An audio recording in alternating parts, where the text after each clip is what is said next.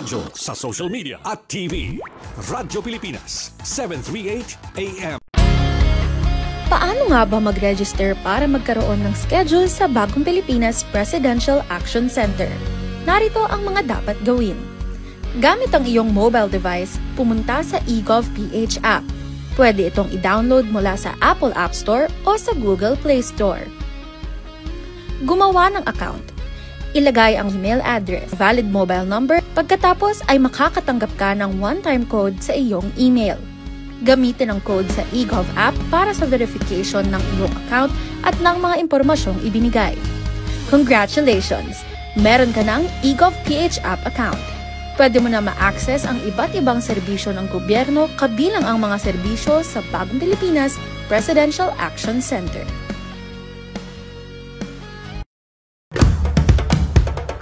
Ito ang Presidential Broadcast Service. Radyo Pilipinas. Radyo Publiko ng Bagong Pilipinas para sa Bagong Pilipino. Naghahatid ng mahahalagang balita at impormasyon na guugnay ng pamahalaan sa sambayanan. Tulay sa himpapawid ng serbisyo publiko. Radyo Pilipinas. Radyo Publiko. Ang boses ng Pangulo. Sa Mega Manila, 738. Radyo Pilipinas. Radyo Publiko.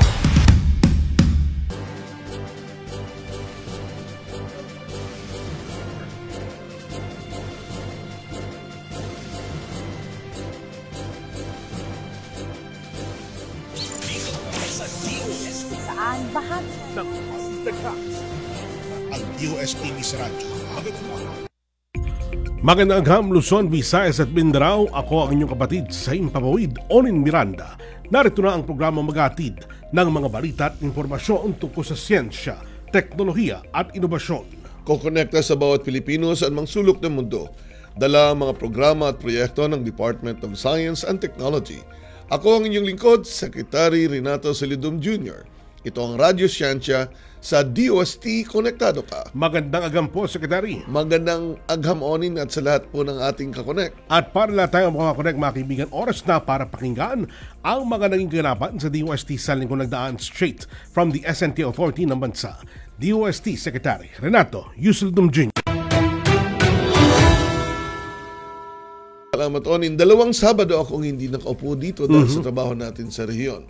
Pero nandiyan naman si Yusek Donit Sahagon na nag-cover sa atin kapag may trabaho tayo sa ibang lugar. Salamat, Yusek. At para sa mga aktibidad natin sa nakalipas na linggo, Lunes, nagtungo po tayo sa San Pablo, Laguna upang pangunahan ang inauguration ng Advanced Manufacturing Center sa Calabarzon. Kinahaponan naman ay nakipagpulong tayo sa ating development partners. Una ay kasama ang World Bank at napag-usapan po ang role ng digital tools at risk management platforms sa pagkakaroon ng ligtas na komunidad. Ikalawa naman ay kung saan pinag-usapan natin with JICA ang ilang proyekto patungkol sa disaster risk reduction and management, especially sa earthquake risk management dito sa Kamaynilaan. Martes hanggang Huwebes naman ay nasa Tacloban tayo upang pangunahan ang selebrasyon ng Regional Science, Technology and Innovation Week.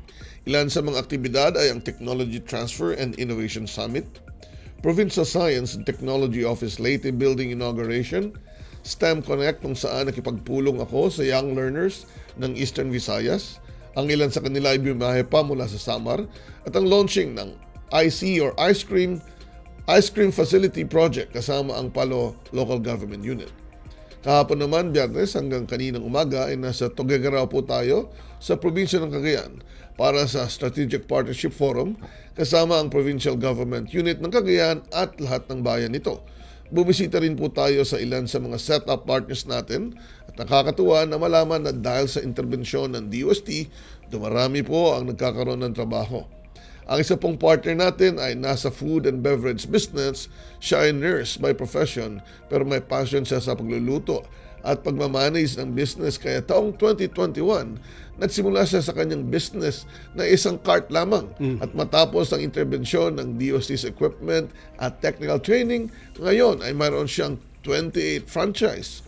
Ito po ay isang patunay na sa siyensya at teknolohiya, negosyo nyo, tsak kikita. Maraming salamat po, Secretary. At talagang napansin po namin itong mga nakalipas na mga linggo talagang mga trabaho po sa bawat reyon ang inuna po natin.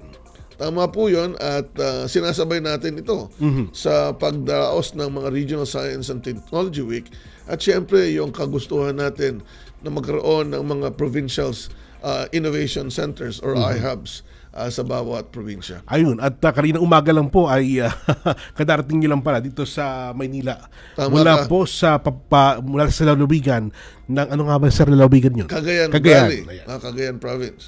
Nako. Anyway sir, maraming pong salamat at talagang maraming po ang nasisiyahan sa pagdating nyo po ngayong Sabado ito sa pagtatanghal po ng ating programa. Samantala, alamin natin ang lagay ng panahon mula kay Benny Estareja ng Pag-asa Weather Forecasting Center. Radyo Pilipinas Weather. Benny, magandang hapon. Magandang hapon po, Kaonin, ganyan din sa ating mga taga-subaybay. Sa ngayon po, wala na tayong minomonitor na bagyo sa loob ng Philippine Area of Responsibility. Matapos nga pong lumabas, kaninang alas 8 ng umaga, itong si Tropical Depression Lani. Papunta po itong Southern China at walang direktang epekto sa ating bansa. Yung buntot nito, yung tinatawag natin na trough, asahan pa rin na magdadala ng maulap na kalangitan at mga pagulan sa Ilocos Region, Cordillera Region, and Cagayan Valley. Habang dito naman sa Central Luzon, Metro Manila at Calabarzon, yung mga pagulan at yung kaulapan ay dahil naman sa southwest monsoon or hanging habagat. Minsan lumalakas po ang mga pagulan ngayong hapon, may kasama mga thunderstorms, kaya magbaon pa rin ng payong kung lalabas ng bahay. At mag-ingat na rin sa mga posibleng biglang pagbaha at pagguho ng lupa.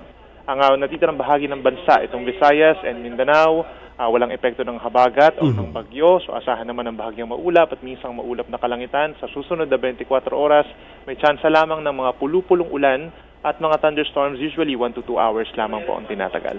Yan muna ang latest mula dito sa Weather Forecasting Center ng Pag-asa. Benny Estareja, magandang hapon. Benny, matanong ko lang sa iyo, nung nakaraang mga linggo, naganap yung pag-ulan, araw din ng Sabado. Akala natin mahina lang pero talagang malakas pala dahil dito sa Quezon City ay talagang nagpabaha sa maraming lugar. Apo. Tama po, yung sa Quezon City naman, that was on a Saturday din, nakapagtala tayo for a short period of time, around 2 hours, na more than 100 millimeters po na ulan.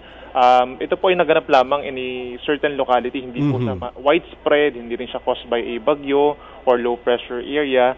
Severe thunderstorm po yung bumagsak during that time. So hindi rin natin inaalis yung chance na posibleng ibang lugar naman na magkaroon din ng ganong senaryo. Alright, maraming salamat, Benny. Salamat din po. Narito na napapanahong Balitagam, ito ang Balitang Rapido.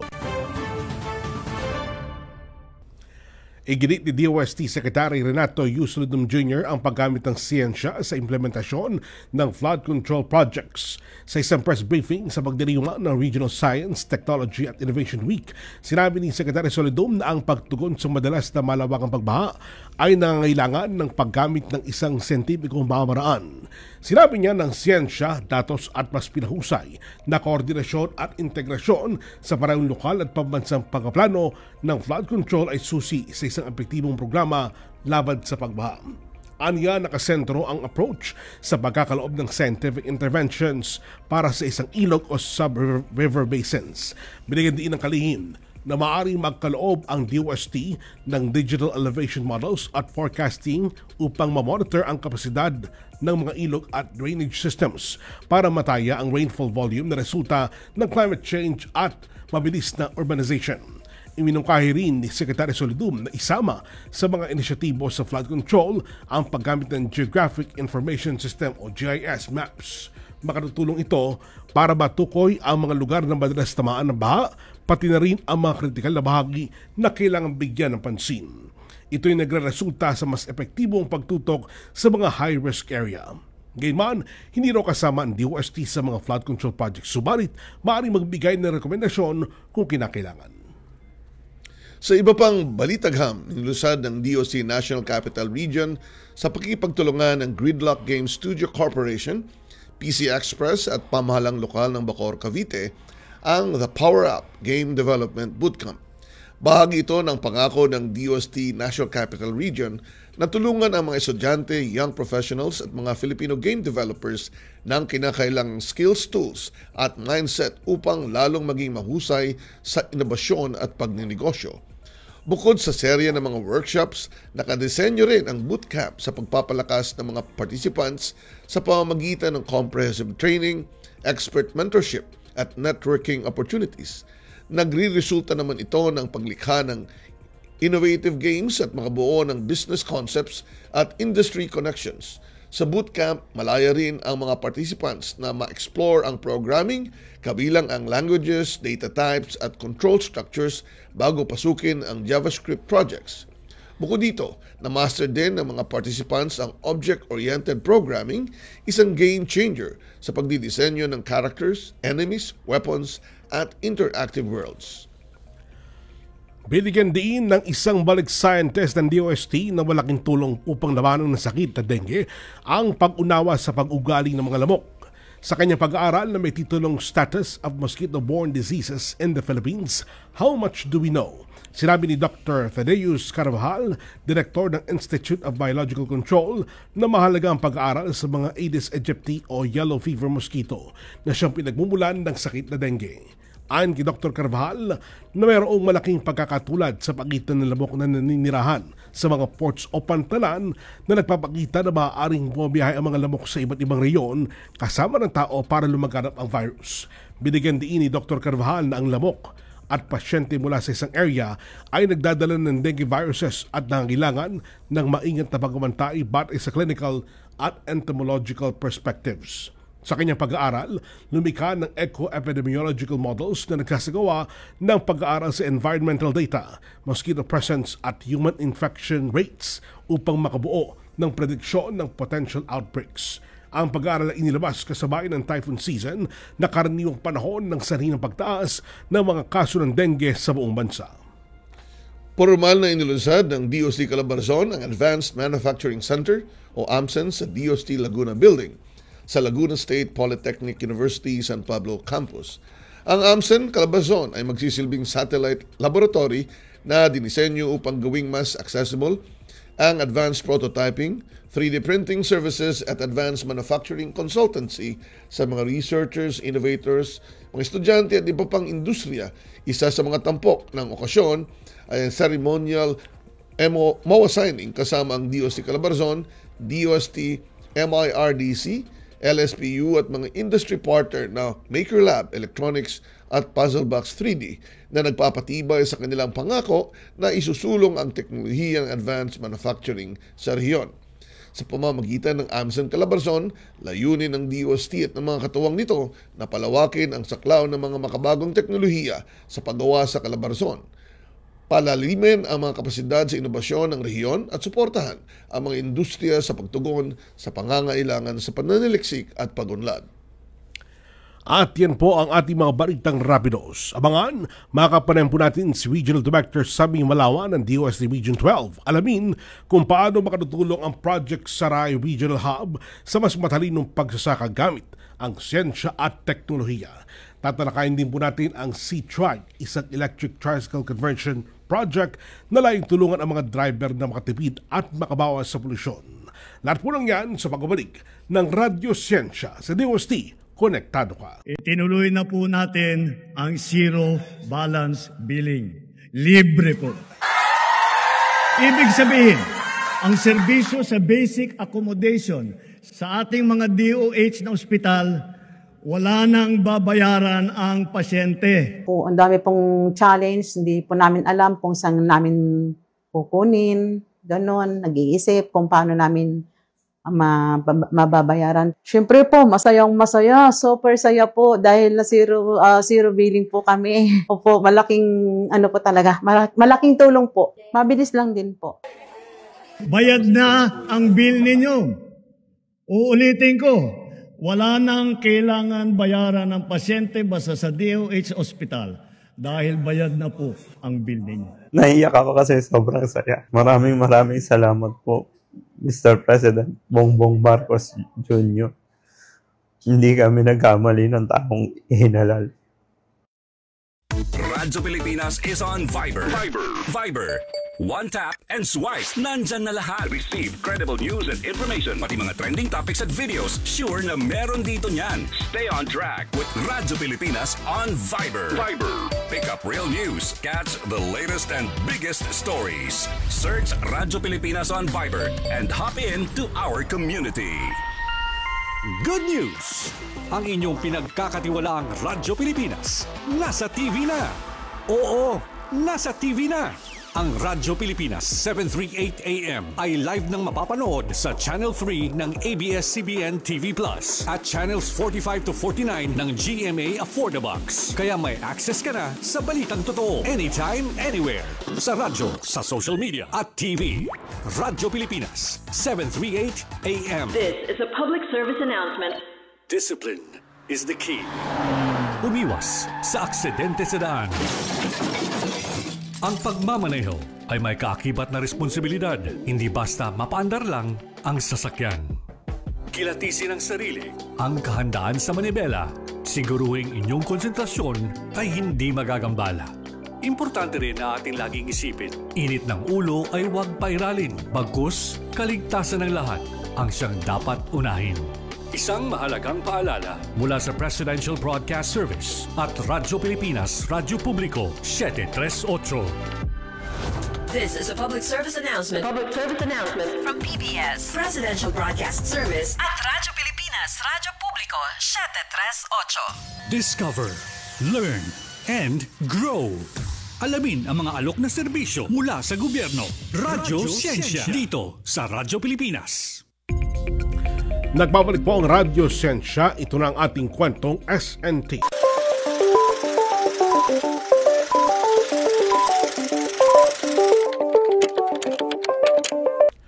Kamakailan po ay binisita ni DOST Secretary Renato Yusudum Jr. ang University of Southern Mindanao o USM at ipinakita rito ang iba't ibang mga programa, pasilidad at teknolohiya na dinisenyo upang palakasin ang mga komunidad, mapabuti ang pag-anda sa kuna at suportahan ang mga lokal na industriya.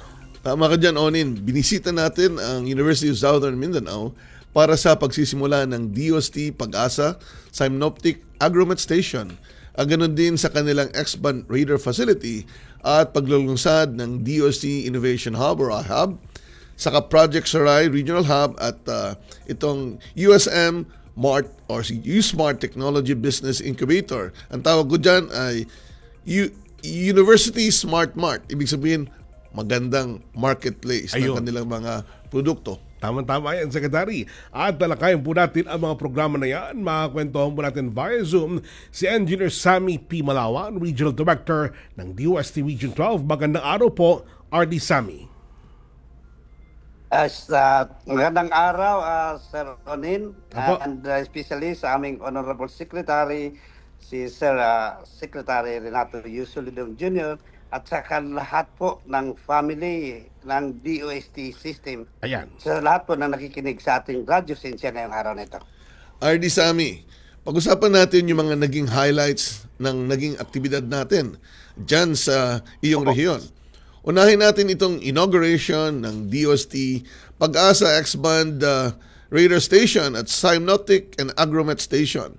Para saan ba ito?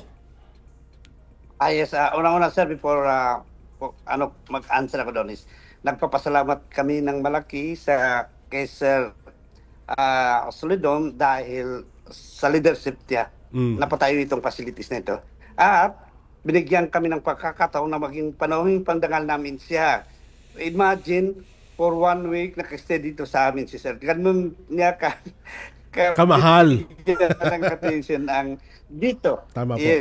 Yes. So, ito isa po sa mga activities na highlights is, yung sabi ni Sir, yung sa DOST Pag-asa Synoptic Agromet Station. Yes, sir. Ito po ang Kabakan Synoptic Agrometeorology Station.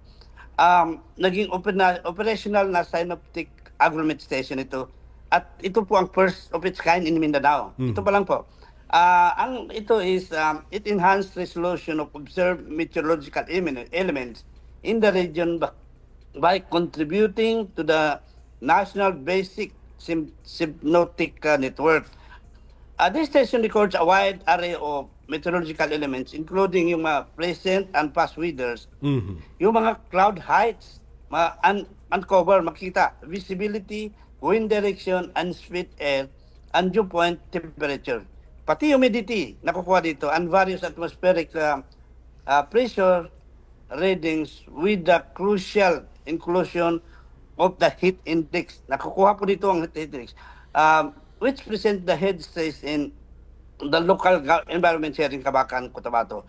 Over time po, the recorded observations undergo yung tinatawag na quality control and integration, and these verified records are then na-incorporate po ito sa operational weather forecasting, real-time monitoring ng tropical cyclones, issuance of timely warnings, at saka yung dissemination ng information to disaster coordinating councils and stakeholders. Napakalaking ano po ito. And aside from that, ito pong agrometric is na-incorporate po yung mga agrometeorological observations.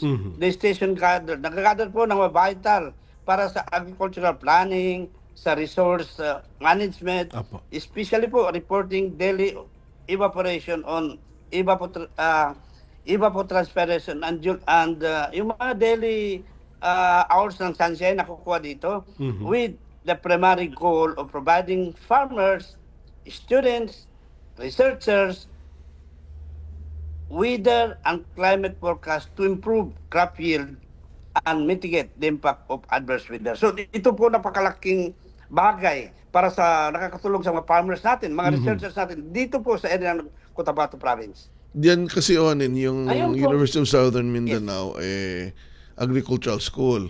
At dyan sa kanilang region, sikat ang mga prutas. Yes, sir. Kaya lang, maarte yung mga prutas nila. Pag maulan, mainit, maulan, hindi masyadong nagbubunga. Kaya importante ito. Ano mga prutas yun, sir? Marami dyan. May durian, di ba? Mangosteen. Mangosteen, no? Kakaiba. Kaya importante itong ginawa ng Pag-asa. Hindi lang sa weather at lalong-lalo na sa pagsasaka. Ayun, tama po kayo. Engineer. Apo. Yes. Napakaganda po itong bagong equipment ng Pag-asa Synaptic Agromet Station. Pero ano naman po itong X-band radar facility? Ano po nagagawa nito? Ang Pag-asa po ito isang X-band radar facility. Ito yung weather monitoring system po to detect and track yung mga rainfall, clouds, and severe weather events in real time. Para po maliit lang na version yung malaking radar natin. Yung Doppler mas malaki, ito mas maliit. Okay. Yes. 50,000 kilometers. 50 kilometers radius. So ito po inalagay dahil po sa ito water said yung dito na part na ito sa Mindanao. Napakalaki po ang ng tubig dito, yung bang from Bukidnon down to North Cotabato, Maguindanao and Cotabato City. Ito isang malaki. So kailangan po dito. So it refers to the itong pag-expand natin. Microwave frequency range between 8 to 12 gigahertz. Ang wavelength niya is 2.5 to 3.75 centimeters. Compared to other weather radars like yung S-band or yung C-band na tinatali, sinasabi. Ang X-band radars ay smaller and more sensitive siya, making them excellent for detecting light to moderate rainfall, yung localized thunderstorm, and short-term intense rain events, yung mga flash floods and urban flooding. So nakakatulong sa risk yung sa paghanda natin sa disaster. Napakaliging tutulong ito. Yung mga radar ang X1 din ay sige, Disami, sige. Please continue. Yes. Yung X radar ay ginagamit po to measure and estimate yung rainfall level.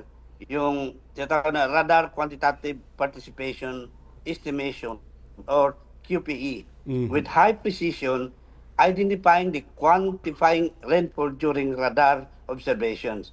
Data from these radar stations and monitoring gauges is transmitted doon sa Pag-asa Central Office, and then for analysis and dissemination. So ito po yung mga thunderstorm madidetect dito. Pero yung mga data na ito, pa yan sa napakabilis naman, ito-transform yan doon sa Central Office ng Pag-asa para po sa proper na analysis at saka dissemination. So itong Pag-asa kasi maraming mga radar. Yung sikat sa mga pagbabantay ng bagyo at mga ulan, na malayuan hanggang 200 to 400 kilometers ang range.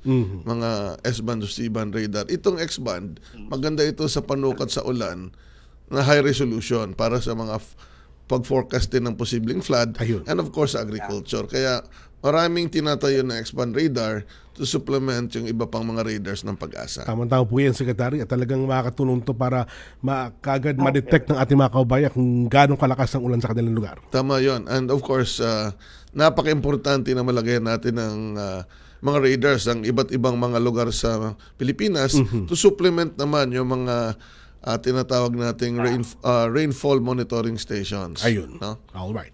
Isa pa sa inilunsad sa Mindanao, RD Sami, ay ang iHub or Innovation Hub dyan sa Cotabato. Paano naman ito makatutulong sa ating mga kababayan, lalo na sa mga nagnenegosyo? Ay, okay. Yes, sir. Itong iHub, ito na yung tinatawag ni Sir Secretary. So, the missing link. Yung term yan. Ayan. Yes.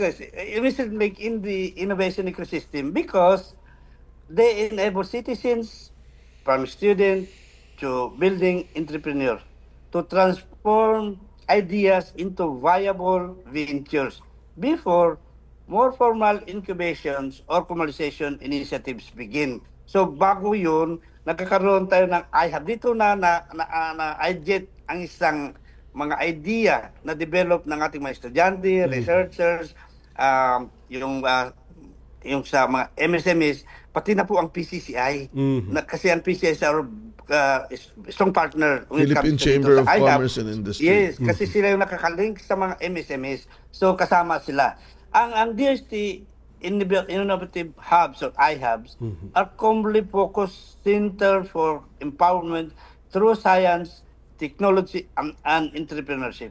By offering physical space, digital resources, experts guidance, and competition or competitive to industry, they help ideas from across the country take root, flourish, and eventually fuel broader socio-economic development. Ito ang role na malaki na makakreate tayo ng mga innovations before magkaroon ng tech transfer dito, ma-develop muna yung idea dito sa hub na ito. iHub are designed to accessible co-working environments with amenities such as meeting area, mayroong mga computers, may reliable internet, and sometimes even virtual reality setups, creating conducive space for adjacent para sa pitching ng mga new ideas, pati trainings, business matching, and workshop involving mga estudyante natin, yung mga startups, yung MSMEs, research and local government. So, ang ano po dito is napakalaki po yung involvement ng ating communities. Ayan. Yan. Hindi lang binanggit ni RD Sami, may libreng pakape. Oh, yes. At pakain siguro. Ayun. Siyempre, mas masarap mag-discuss kung Totoo, sir. refreshment. Ayun. Pero nabanggit yung Secretary yung sa inyong pong speech, yung iHubs is the missing link sa innovation ecosystem. Bakit po ninyo ito nasabi? Okay. Sa history kasi ng Department of Science and Technology, yung mga grants in aid ay binibigay sa mga university or college researchers. Ang requirement dyan, yung project leader ay at least masters. So talagang nasa university. And then, nagbigay tayo ng tulong sa mga business establishments. Meron tayong Small Enterprise Technology Upgrading Program, pero may business ka na. Registered na sa DTI and operating in 3 years. Then, nagkaroon tayo ng Innovative Act at saka mga startups, meron tayong startup grant fund, companies na rin yun. Meron ng silang proposal. Pangalawa, yung businesses na meron na ang mga nasa komunidad o di kaya ay nasa university. Pwedeng business incubation naman na pinopondohan natin ang mga university for 2 years na matulungan yung kanilang mga spin-off companies o mga small enterprise sa paligid nila. Then, ang Technology Application and Promotion Institute naman, mayroong mga tulong sa inventors, mga businesses na pwedeng ma-commercialize may mga ventures, may pangapautang. And nagkaroon din tayo ng launching ng program Propel kung saan itong mga magagandang teknolohiya ay mabigyan ng suporta sa pamamagitan ng investments. Kasi yun yung problema sa atin, kulang ang investment sa mga technology products. Pero yung ideya pa lang, at ikaw ay pwede nang matulungan, wala pang ganun. Wala pa. So, ang sabi ko, sa pagbisita ko sa ibang bansa tulad ng Canada, may mga syudad doon na may innovation hubs operated by the city. At sa tingin ko, pwedeng bawat progressive na mga cities, at some point, pwede na sila ang mag-manage ng innovation hub. Pero sabi ko, kulang pa yung kamulatan nila, sisimulan ko muna sa DOST. So lahat ng Provincial Science and Technology Offices ay dapat may innovation hub. Tama po. Estudyante ka, ordinary citizen, businessman, kahit sino, pwedeng pumuntan, makipag-usap sa ating mga kasamahan. At kung yan ay kailangang may research pa, edi ililink siya sa researcher sa isang university or DOST.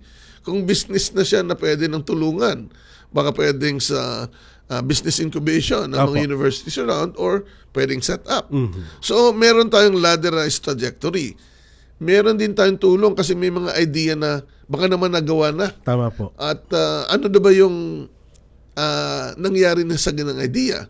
So magbibigay tayo ng knowledge information management support sa bawat provincial iHub at meron tayong na-develop na AI chatbot para madaling sagutin saan ba may ganitong technology. Meron na ba yung DOST o iba pang mga katuwang ng DOST. Kaya yan yung sinasabi ko na missing link. From idea to reality. Tama po. All right. Nako. Ganun pala story, sir, ng iHub. Ano po? Yan yung istorya ng iHub. Nako. Kaya sabi ko nga, I have idea. Do you have solution? Ayos, sir. So, hindi lang yun makukuha, sir, sa kape at merienda. Hindi lang. Siyempre, kailangan din may idea ka. Tama po. At walang masamang, lahat ng idea pwedeng entertain and see kung may possibility ba. Alright. RD Sammy, himayin po natin itong Project Saray Regional Hub. Ano po ba ang layunin ng proyektong ito? Yes, salamat Sir Ronen. Ang Saray kasi is parang short for smarter approaches to reinvigorate agriculture as an industry in the Philippines. So ito po is a science-driven research and development program. Ang nag-lead po ang UPLB. Pero funded po ng DOST-PCAR dito. Sa ngayon po, ang Saray is a forward-looking, data-driven agricultural action research program that harnesses science and technology through tools like mobile apps, satellite system, drones, and weather station to help farmers make smarter site-specific decision. So ito po, Sir Uninis, ito na yung sabi ni Sir na application mga AI na ito.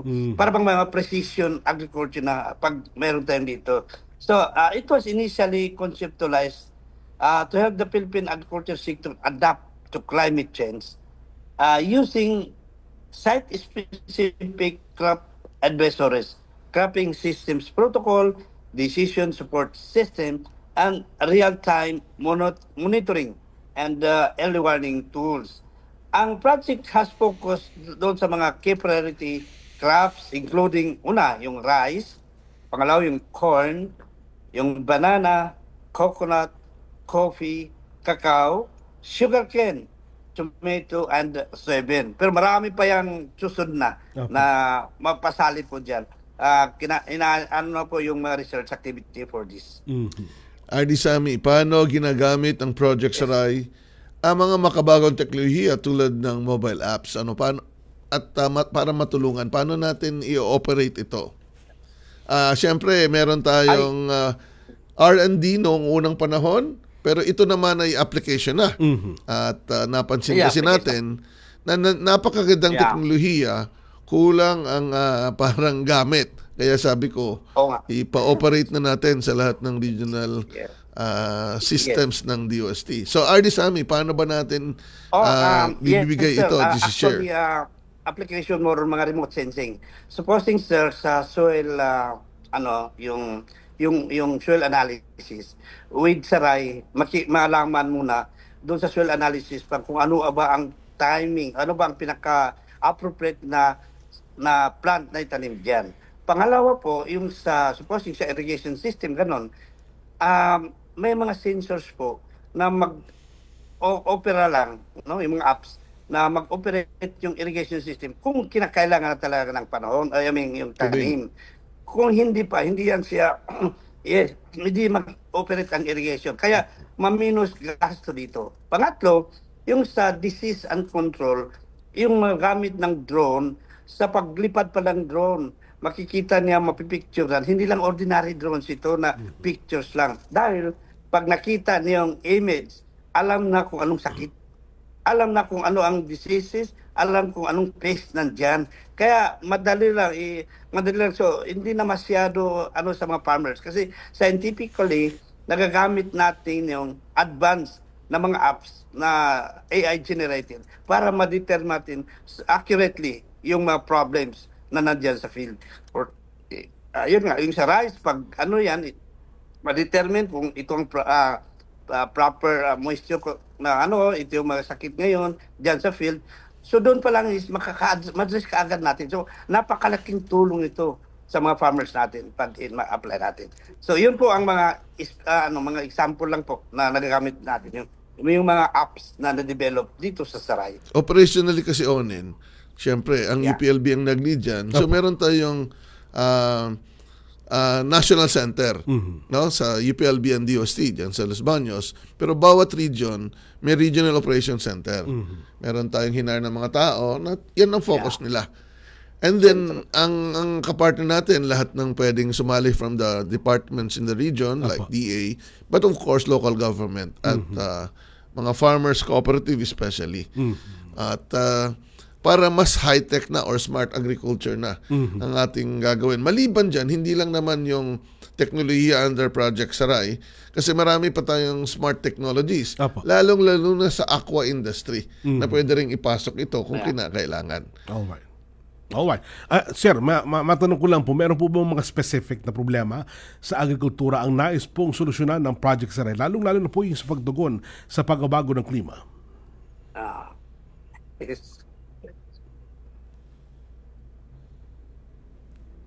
Engineer? Okay.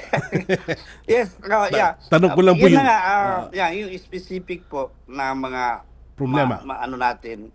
Yung unang-una kasi may climate change ngayon. Hindi natin yung climate change. Pero with this, Saray, malalaman natin, yung sinasabi ko kanina, example sa mga pest and diseases, may kasi ito, sir, Odin, may factor ang climate change dito. Tingnan mo kung medyo malamig masyado, yung mga viruses na nag-multiply ng mabilis, pati yung mga pest and diseases, minsan kung during rainy days, or mabilis ang pagdami. So with this, ma-determine ka agad, ma-protect natin yung effect. No? Yung pagbubulok po ng mga fruits or mga products natin, makakatulong po ang Project Saray na maiiwasan po yung mga may pest identification. Yes. Tama po. RD Sammy, ano na naman ang mga pangunahing produkto o pananim na makikinabang sa proyekto? Nabanggit mo na yung mga pananim, pero dyan sa inyong rehiyon, ano mga tingin mo pwede nating masuportahan? Yes, sir, unang-una yung rice. Number one talaga yan. At saka yung corn, because ang Central Mindanao po is rice bowl din po ang dito sa amin when it comes to production. Yung corn, ganun. Sugarcane, malawak pong sugarcane dito. Pati po ang oil palm at saka banana. Actually, banana, we are supporting banana from Mindanao to dyan sa Luzon po, galing sa amin yan. Andin yung mga, yung mga palm oil, napakalawak po dito, pati rubber industry. Pwede natin dito matulungan. mga high priority or high value crops po dito sa atin. Ayan, alright. Nako sir, tama-tama ho ba? Matanong ko lang po, yung mga produktong binabanggit ni Engineer Sammy sir, kailangan pa rin ba yan ng tamang temperatura? Yes. Maarte nga yung mga halaman dyan. Kapag sobrang init, kailangan magkaroon ka ng, sa climate change nga, dapat may mga hybrids na lesser water na at resistant sa init, no? At ganoon din ang iba pang mga halaman. So, kaya nga kailangan nating mag-partner sa iba't ibang school like University of Southern Mindanao. Patuloy ang research nila. Opo. With changes in climate. Ano kaya ang mas mabuting i-modify sa mga ganong mga halaman? Ayun. Alright. Paano po sir nakikipag-ugnayan sa inyo ang Saray Hub sa mga lokal na komunidad at magsasaka sir sa Mindanao? Hello sir. Yes sir. Actually, gaya ng sinabi ni sir kanina, mayroon tayong mga tao ngayon. May mga personnel na recruit or bagong mga tao para sa Saray to handle yung mga projects na yun. And mayroon po kami mga coordination with LGUs at saka yun nga sa ACCs regarding collaboration sa kanila sa research activity at saka doon po sa deployment. In fact po ngayon sir, meron na kaming na-identify na yung isang municipality dito sa North Cotabato, Caracan, na nag-signify na sila na sila ang number 1 na bigyan natin ng mga ma-deploy itong na ito. And kasi ito is meron silang mga rice fields and inaayos na nila yun. Sabi nila sila ang mauna. In fact, lahat ng province tinatarget namin na at least 1 man lang per province na isang municipality na mabigyan natin for the first part. And then yun nga, collaboration ito sa University of Southern Mindanao at iba pang mga universities natin. Kasi ang diyan sa research activity kasi is continuum. Continuing yan, hindi lang may stop sa isa. So if you don't continue, may stagnate ka yan. So dapat nga palagi ang innovations. So sa guidance po ng aming leadership, si Sir Solidum, makikita ninyo next year, namin dito kung ano na ba yung status? Ano bang nagawa ng project dito sa amin? No? Pati nga ang Mindanao Development Authority, nakipag-coordinate na po sa amin. Para po sabi nila, we work together. So magandang mga nito, may sinyalis po na yung technology na develop ng DFT is fully support not only LGUs, but mga NGOs din na partners natin at saka mga ACCs talagang support. Alright, maraming salamat po Artie Sammy. Diyan ka lang po sir at ipagpapatuloy po natin ang ating kwentuhan dahil sa aming pong pagbabalik. Pag-usapan naman natin ang C-Trike, isang electric tricycle conversion project na layong tulungan ng mga driver po na makatipid at makabawas sa polusyon. Sa pagbabalik po yan ng Radyo Siyensya sa DOST, konektado ka. To celebrate kulturang Pinoy, tradisyon, musika, sining, literatura at iba pa. Anything and everything fun and Filipino. Ito ang Pinoy Kultura. Flight PR 1043, now boarding. Hey, that's us! Vacation, here we go! Always love flying the first and oldest commercial airline in Asia, our very own flag carrier, Philippine Airlines. Dreaming of love while cruising at high altitudes. Did you know this track was specifically made for Philippine Airlines back in the 70s? Composed by Jose Marichan and arranged by Ryan Cayabyab. Closer to heaven, we're 30,000 feet. Brings back good old memories, at the same time, creating new ones with a new generation. Oo, ang ganda pa naman ng kanta. Leave all your worries as we soar over the clouds. I don't know about you, but I always feel a sense of pride every time I see our flag carrier on airports or up flying high in the sky. They'll be shooting stars through time and space. Yan ang Pinoy Kultura because our culture is cool. Good news!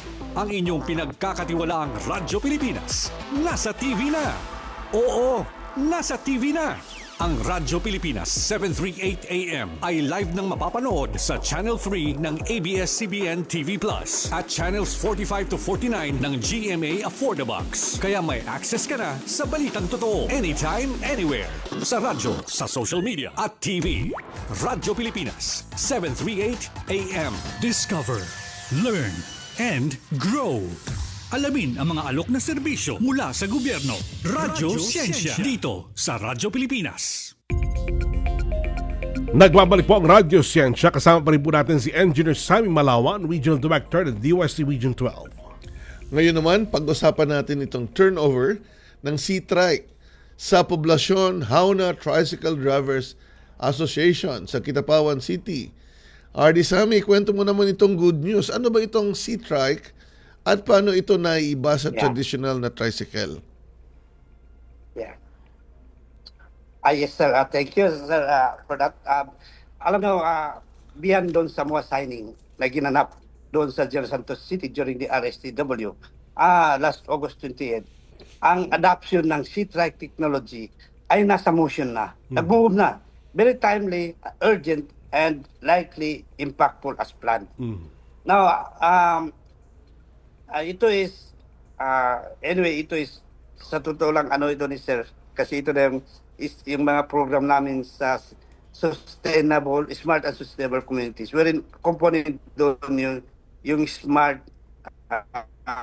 transportation. So ito po, itong ng Cagayan State University, doon po sa kanilang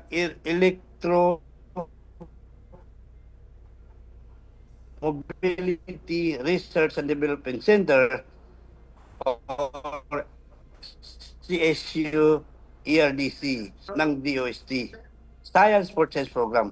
So the C-Trike is an innovative technology that converts traditional tricycle into electric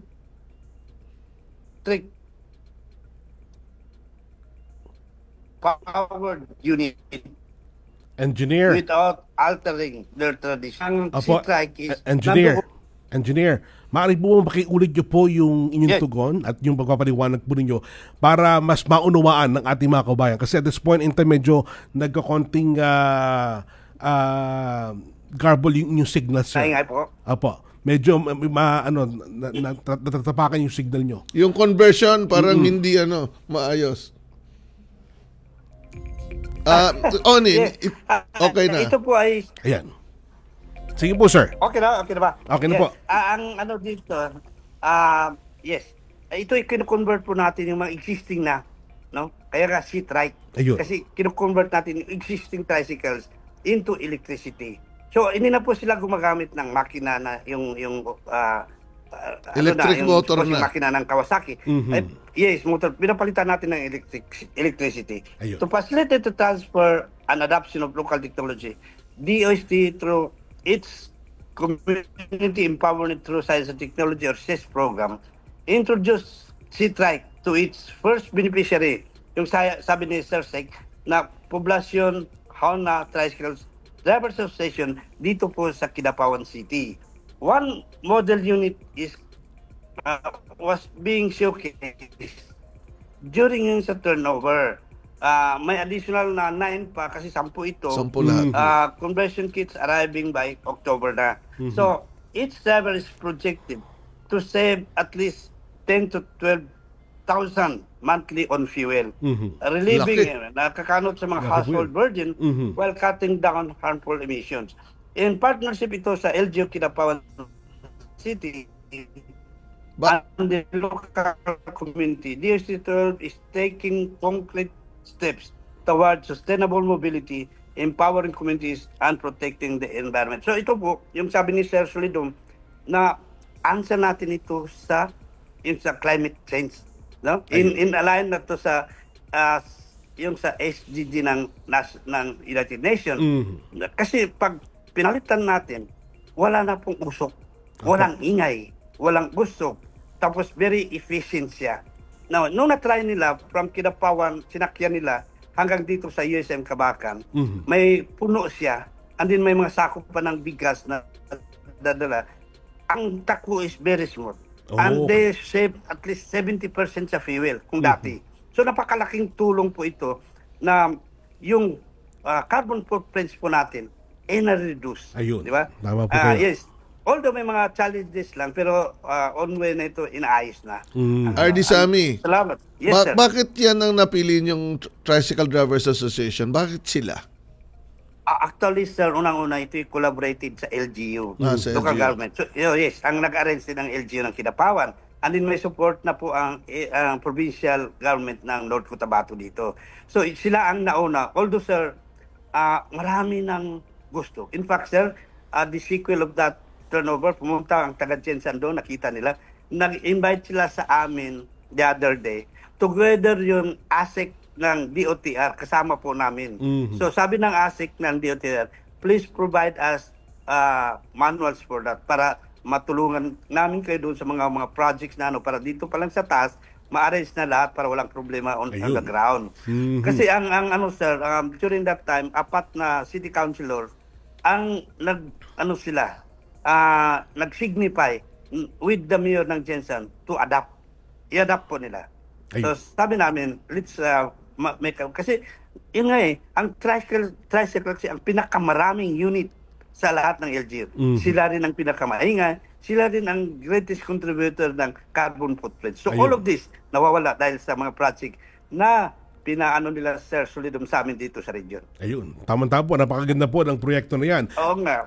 Meron po bang programa o financial assistance mula po sa gobyerno o DOST na pwede po makatulong sa pagbilit conversion po ng tricycle papuntang electric C-Trike? Yeah.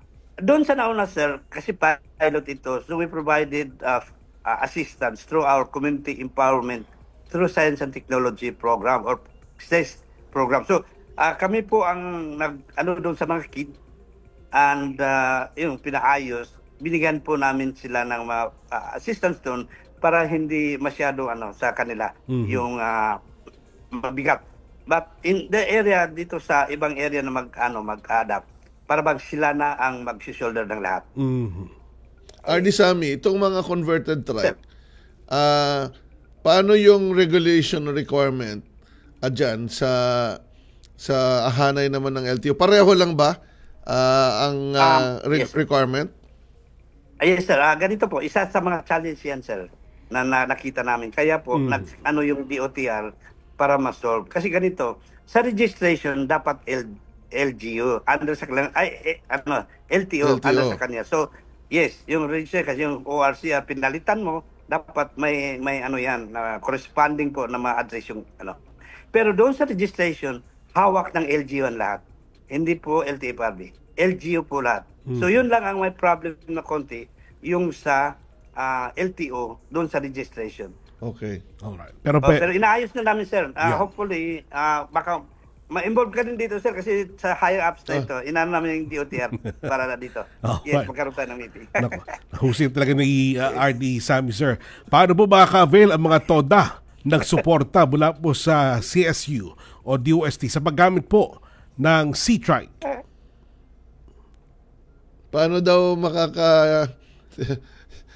paano rin magkaroon? Yan.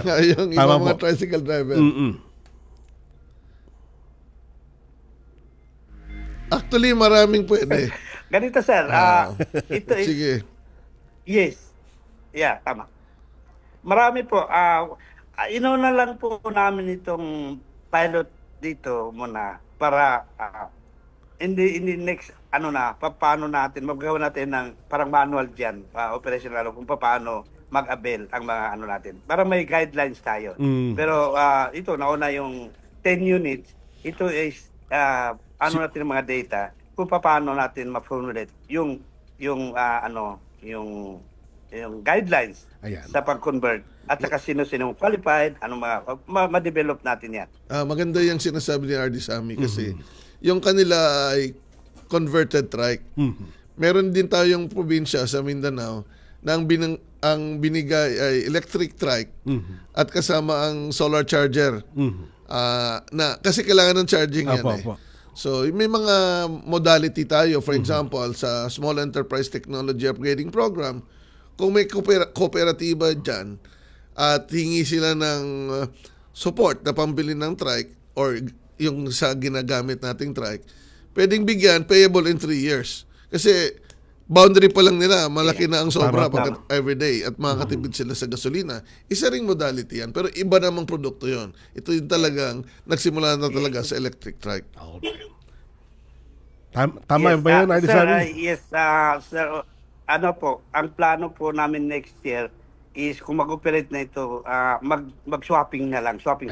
So kung may mga ganun sa sinabi ni sir, yung bang mga charging stations, parang isuswap mo na tricycle driver, hindi ka na maghintay. So, kunyari, may charging station ka na, yes. Yung battery mo, ibibigay mo na doon at papalitan nila ng battery na naka-charge. Para hindi na hintayan. Tama po. Yan sinasabi niya. Alright, nako. Engineer Sammy, maraming pong salamat sa inyo at talagang punong-puno pala ang ginanap ng RSTW sa inyong pong lugar. Pinahirapan tayo ni RD Sammy. Pero magandang pahirap. Ako'y natutuwa. Maraming salamat, Engineer Sammy Malawan, Regional Director ng DOST Club. Thank you very much, Sir Sek. Without your direction and help, hindi na mangyari mo. Alright, maraming po salamat, sir. Kami na. Alright, we hope to see you and hear from you again. Maraming pong salamat. Secretary, iba kami mga announcement mo kayo at paalala. Yes, Onin, sa Lunes po ay gaganapin ang National Science, Technology and Innovation Week kick-off sa Quezon City. Miyerkules naman ay ang opening ng Regional Science, Technology and Innovation Week ng Western Visayas at yan po ay gaganapin sa Rojas City, Capiz. Inaanyayahan po namin na makilahok po ang ating mga kababayan dyan sa Western Visayas. Alright, maraming po salamat, Secretary Rene. Makakunak, yan po ang naging kabuuan ng ating mga programa. Muli niyo po kami samahan sa susunod na Sabado alas 2 hanggang alas 3 ng hapon dito sa Radyo Pilipinas. Muli, ako ang inyong kapatid sa Ipaboid, Onin Miranda. At mula sa Department of Science and Technology, ako si Secretary Renato Yusilidum Jr., patuloy na maghahatid ng kaalaman at serbisyo para sa bawat Pilipino. Itong Radyo Siyensya sa DOST Konektado Ka. One DOST for you.